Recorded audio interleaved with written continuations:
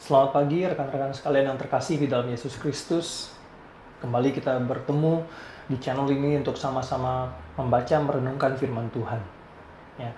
Hari ini kita akan membahas sedikit suatu tema yang berkaitan dengan kemerdekaan.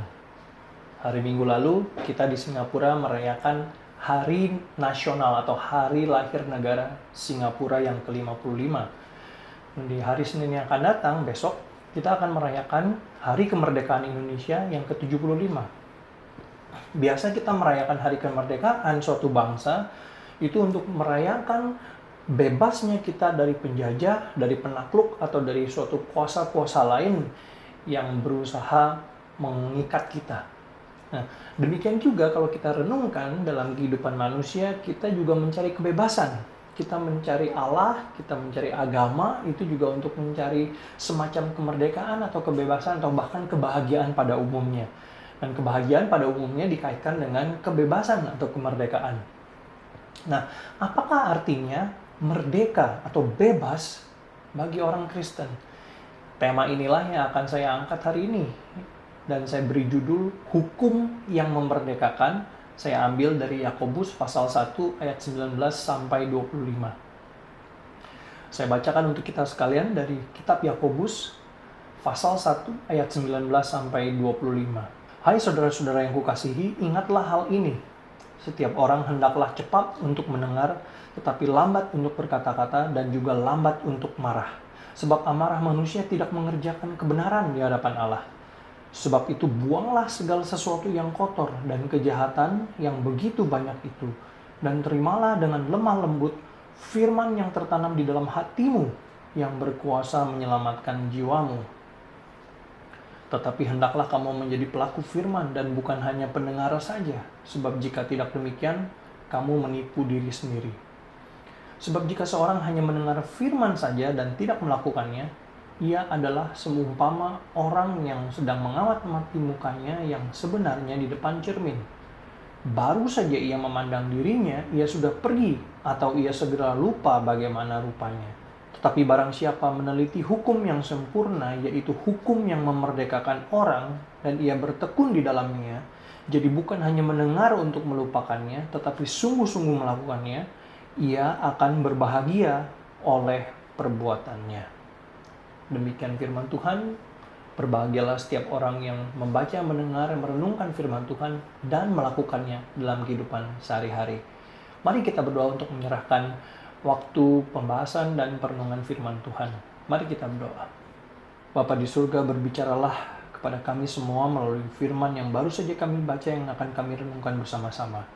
Kiranya Tuhan menolong kami, membukakan mata, telinga, pikiran kami untuk mengerti apa yang menjadi maksud isi kebenaran firman Tuhan. Dan yang terlebih lagi, kami benar-benar boleh mencari dan menemukan kebebasan, kemerdekaan yang ada di dalam Tuhan. Dan tolong kami untuk hidup di dalamnya. Berbicaralah kepada kami ya Tuhan, pakailah hamba-Mu di tengah segala keterbatasan dan kelemahan ini, supaya boleh menjadi saluran pemberitaan berkat firman Tuhan diberitakan. Di dalam nama Tuhan Yesus kami berdoa dan bersyukur. Amin. Ya rekan-rekan sekalian, saya akan memulai dengan satu pertanyaan. Apa artinya bebas atau merdeka? Biasa orang berpikir yang namanya kebebasan atau kemerdekaan itu artinya kita bisa melakukan segala sesuatu yang kita mau. Bebas melakukan apapun yang kita mau. Benarkah demikian? Kalau kita amati justru banyak orang yang malah terikat karena mereka mau bebas. Mereka mau melakukan apa yang mereka mau, tetapi kemudian mereka terikat.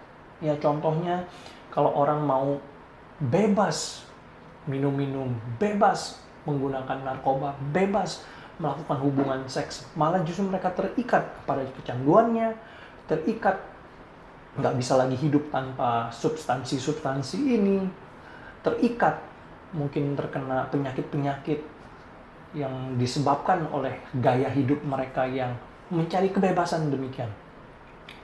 Ya.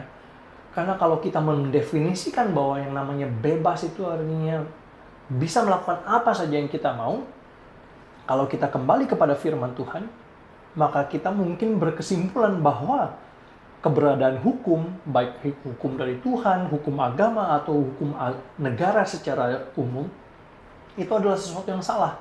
Itu adalah sesuatu yang menginjak-injak kebebasan kita. Ya. Benarkah demikian? Nah, itu sebabnya kita perlu mengerti kebebasan atau kemerdekaan ini dari kacamata firman Tuhan. Di Kejadian pasal 3, manusia, Adam dan Hawa pada waktu itu jatuh ke dalam dosa karena tergoda oleh kebebasan yang ditawarkan oleh si iblis, si jahat. Waktu itu Adam dan Hawa diberikan kebebasan untuk makan segala buah-buahan yang ada di dalam Taman Eden, kecuali buah dari pohon pengetahuan yang baik dan yang jahat. Dikatakan, di hari kamu memakannya, kamu akan mati.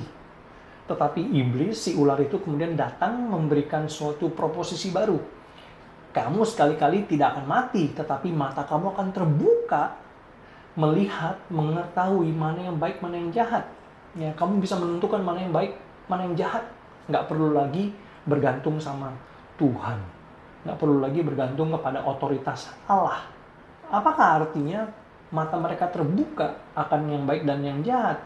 Artinya adalah kebebasan untuk menentukan kebaikan ataupun apa yang jahat bagi diri sendiri. Kebebasan yang mutlak yang nggak perlu bergantung kepada Allah. Sedangkan di dalam Taman Eden, manusia diberikan kebebasan oleh Allah. Kebebasan yang bersumber pada otoritas Allah. Sehingga untuk menentukan mana yang baik dan yang jahat, mereka harus bersandar dan bergantung kepada Allah. Nah, kebebasan yang dicari manusia, kebebasan yang ditawarkan oleh iblis ini kemudian akan berbalik menjadi suatu rantai yang mengikat, penjara, yang mengurung, mengungkung, yang membelenggu hidup kita. Ya, seperti tadi saya kasih contoh, orang-orang yang kecanduan, orang-orang yang menjadi sakit karena mencari gaya hidup yang sebebas-bebasnya. Mau kebebasan yang mutlak. Ya. Memang Adam dan Hawa waktu itu nggak langsung mati.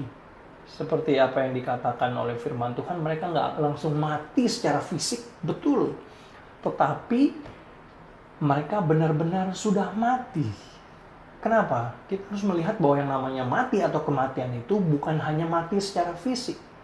Paling tidak ada 3 level kematian yang dibicarakan di dalam Alkitab. Yang pertama adalah kematian secara spiritual atau kematian secara rohani, di mana manusia putus hubungan dengan Allah. Adam dan Hawa diusir dari Taman Eden, dari hadirat Allah yang memberikan hidup. Jadi walaupun mereka nggak langsung mati secara fisik, tetapi perlahan namun pasti mereka akan mati. Tapi mereka sudah mati secara rohani. Mereka terputus hubungan dengan Allah yang merupakan sumber hidup. Saya kasih contoh seperti kipas angin. Kalau kita punya kipas angin di rumah, coba kita cabut kipas angin itu dari listriknya. Coba kita cabut, apakah kipas angin itu langsung berhenti? Enggak, kipas angin itu masih berputar.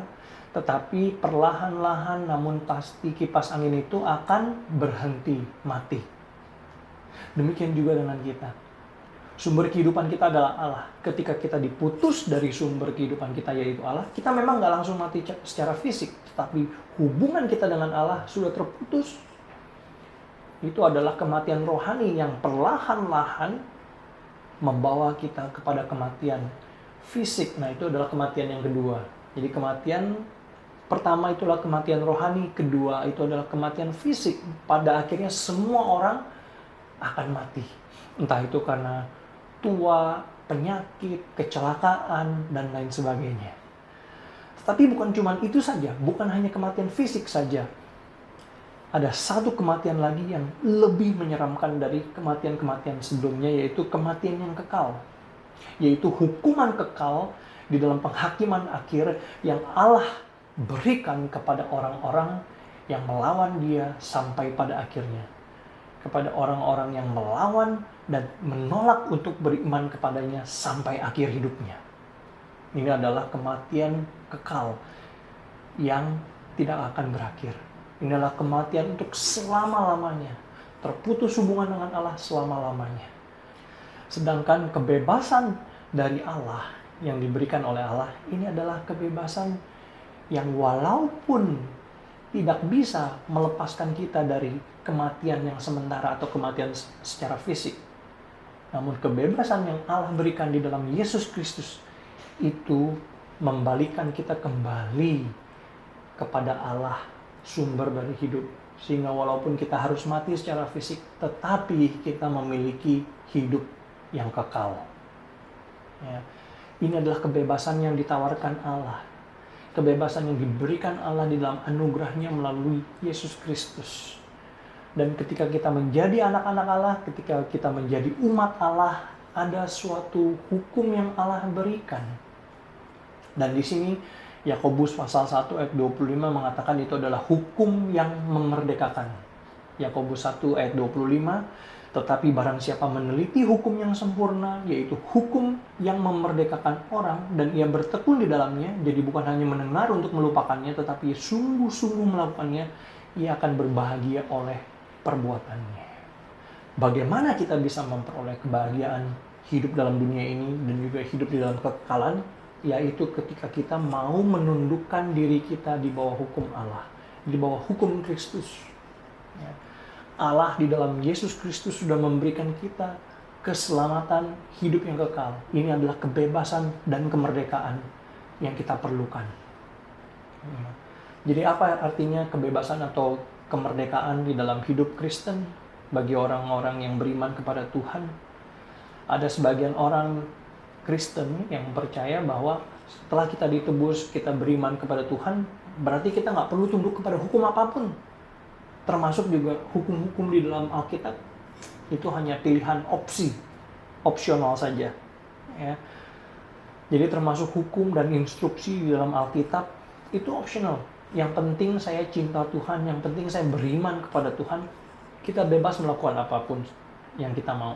Yang penting saya sudah mendapatkan hidup yang kekal di dalam Yesus Kristus. Jaminan hidup masuk surga, diterima di sisi Allah. Apakah ini kebebasan yang dimaksud di dalam Alkitab? Bukan. Hati-hati. Kalau kita mau bebasnya tanpa ada otoritas di atas kita, jangan-jangan kita akan kembali lagi kepada kejatuhan manusia di dalam dosa seperti yang dilakukan oleh Adam dan Hawa di Taman Eden. Ketika mereka mau kebebasan mutlak, nggak ada yang mengatur, dan mereka jatuh kepada godaan iblis, memakan buah yang terlarang tersebut. Kenapa? Karena saya mau bebas sebebas-bebasnya. Jadi jangan sampai kita membuang-buang, mensia-siakan, menyia-nyiakan kebebasan, kemerdekaan yang sudah dibeli dengan harga yang mahal oleh Yesus Kristus Tuhan kita. Ya. Jadi waktu kita bicara soal kebebasan, pertanyaannya itu adalah bebas dari apa dan bebas untuk apa. Bukan pertanyaan apakah saya boleh ini, boleh itu. Ya. Waktu saya ngobrol khususnya dengan anak-anak muda zaman sekarang, kita selalu ditanya ya, orang Kristen boleh nggak minum minuman beralkohol? Orang Kristen boleh nggak merokok? Orang Kristen boleh nggak berkata-kata yang kasar atau berkata-kata yang kotor? Pertanyaannya itu bukan seberapa bebas saya sebenarnya di dalam kekristenan atau di dalam iman Kristen. Apa yang saya boleh, apa yang saya nggak boleh? Kita harus bertanya sebenarnya, waktu kita dibilang bebas, itu bebas dari apa dan bebas untuk tujuan apa? Ingat bahwa kita ditebus oleh Kristus supaya kita bebas terlepas dari belenggu dosa. Dan untuk apa kita ditebus? Kita ditebus supaya kita bebas mengasihi Allah dan mengasihi sesama. Kita bebas untuk hidup tanpa dibebani oleh ketakutan akan hukuman atas dosa. Ini artinya kebebasan. Bukan artinya kita bebas semau sendiri, bukan artinya kita hidup tanpa aturan atau tanpa kaidah. Ya. Sekali lagi Yakobus pasal 1 ayat 25 berkata apa? Allah memberikan kita hukum yang memerdekakan. Dan barang siapa yang mau tinggal di dalamnya, tinggal di dalam hukum Allah, dia akan berbahagia. Ya, jadi apa yang kita bisa pelajari dari renungan hari ini? Kita bukan lagi bertanya-tanya, bukan lagi berdiskusi semata-mata apakah orang Kristen boleh ini, boleh itu, bebas melakukan ini atau bebas melakukan itu atau enggak. Tetapi kita harus bertanya, dari mana, dari apa kita dibebaskan dan untuk apa kita dibebaskan. Sekali lagi, kita adalah umat yang ditebus dari belenggu dosa dan perbudakan dosa untuk bisa bebas melayani Allah, bebas mengasihi Allah dan mengasihi sesama. Dan juga untuk apa? Untuk melayani Allah sesuai dengan desain Allah mula-mula bagi manusia, yaitu sebagai anak-anak Allah. Dan dengan demikian kita bisa hidup berbahagia. Kenapa? Karena kita hidup sesuai dengan rancangan Allah bagi manusia, bagi hidup kita. Ya, jadi sekali lagi, hukum Allah itu adalah hukum yang memerdekakan. Kenapa? Karena itu diberikan oleh Allah kepada kita bukan supaya kita terbelenggu atau terkungkung, tetapi supaya kita bisa hidup berbahagia di dalamnya. Dan saya akan menutup dengan suatu ilustrasi, yaitu hukum Allah itu seperti cermin. Ya, waktu kita melihat cermin itu untuk apa? Untuk melihat, ya, apakah ada yang salah dengan diri saya, di muka saya. Ya kan, demikian juga ketika kita datang kepada hukum Allah, kepada firman Tuhan, kita berkaca. Kita melihat apa yang baik dan apa yang benar seharusnya, sesuai dengan standar Allah. Ya. Kenapa? Karena kita adalah makhluk yang mudah lupa, terlalu gampang lupa, sesat seperti domba. Sehingga kita perlu diingatkan lagi dan lagi tentang standar Allah yang baik dan benar. Dan juga pada saat yang sama menegur kita kalau ada yang salah, ada yang belum benar, ada yang jelek, ada yang melawan Tuhan dalam hidup kita. Kita harus bertobat kembali kepada yang benar. Dan Alkitab, firman Tuhan juga memberikan kepada kita jalan keluar bagaimana kita bisa membereskan dosa dan kejahatan kita, yaitu melalui iman kepada Yesus Kristus dan ketaatan kita kepada hukum Tuhan. Ya. Dan ingat bahwa Allah memberikan kita hukum yang sebenarnya bukan membebani kita, tetapi hukum yang mudah atau yang bisa kita tanggung. Sama seperti apa yang dikatakan 1 Yohanes pasal 5 ayat 3. Sebab inilah kasih kepada Allah, yaitu bahwa kita menuruti perintah-perintahnya. Dan perintah-perintahnya itu tidak berat. Jadi jangan mau diperbudak oleh kebebasan, kemerdekaan yang ditawarkan dunia. Dunia bisa menawarkan kita kebebasan, bisa. Sama seperti ular yang menawarkan Adam dan Hawa kebebasan di Kejadian pasal 3. Tetapi kebebasan tersebut justru mengikat, membelenggu, memperbudak manusia di dalam dosa. Tetapi Allah menawarkan kepada kita kebebasan yang dibayar mahal dengan harga yang sangat mahal, yaitu darah Yesus Kristus, anak Allah yang tunggal, yang tercurah di atas kayu salib, supaya kita nggak lagi diperbudak oleh dosa, tetapi kita dibebaskan untuk hidup di dalam Allah, hidup di dalam hukum Allah yang memerdekakan. Jadi jangan sia-siakan kebebasan ini. Tunduk kepada Allah, tunduk kepada firman Tuhan. Kenapa? Karena itu satu-satunya cara kita bisa hidup berbahagia di dunia ini. Tuhan memberkati.